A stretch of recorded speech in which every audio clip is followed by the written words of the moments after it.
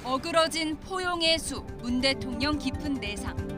한겨레는 4.2 파동 당사자인 신현수 청와대 민정수석이 휴가를 내면서 청와대 입장에서는 수습할 시간을 벌었지만 집권 말기 국정 운영의 부담은 불가피할 거라고 평가했습니다. 이어 대통령과 법무장관, 민정수석의 모습을 그림판에 담으며 임기 말악 개론이라는 제목을 뽑았습니다. 또 대놓고 정권 방탄 인사.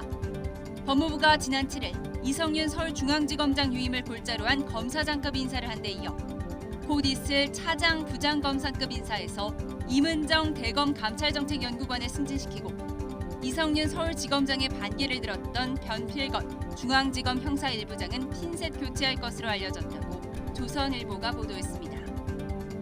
사의를 표명한 신현수 민정수석은 이 인사에도 관여하지 않은 것으로 알려졌다는 내용입니다.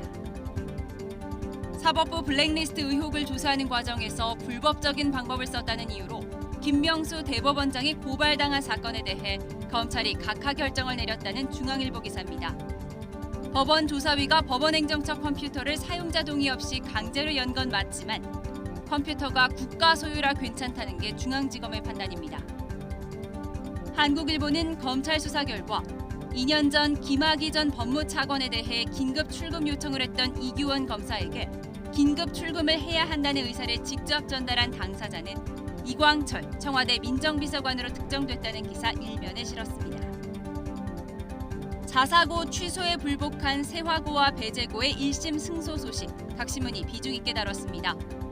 중앙일보는 법원이 문재인 정부 교육에 제동을 걸었다고 강조했는데요. 한겨레는 자사고가 지정 취소를 면했지만 2025년 일반고 일괄 전환에는 영향이 없을 거라고 평가했습니다. 일괄 전환 정책은 헌재의 판단이 남았고 내년 대선 결과가 변수가 될 수 있다는 내용입니다. 역대급 강추위에 정전대란이 난 미국 텍사스 사진입니다. 시민들이 줄을 선 뒤 한 번에 13명씩 재활용장으로 들어가 6분 동안 나무를 주워갈 수 있다고 하죠. 해안가에서 실신한 채 발견된 바다거북 4,500마리는 가까스로 구조됐습니다. 경향신문은 풍력 발전이 멈춰 치명적이라는 공화당과 이런 주장은 본말이 전도된 거라는 민주당 사이에 그린 뉴딜 공방이 벌어지고 있다고 자세히 전했습니다. 마지막으로 반포 등 서울 강남권 아파트 재건축 사업 수주 과정에서 불법 행위로 사업권을 따낸 의혹을 받는 대형 건설사들이 줄줄이 재판에 넘겨졌다는 기사 보겠습니다. 일부 단지에서는 시공사를 다시 선정해야 한다는 주장이 제기되고 있어 재건축 수주 전 2라운드가 펼쳐질 가능성이 있다는 해석입니다. 조간 브리핑 이하린입니다.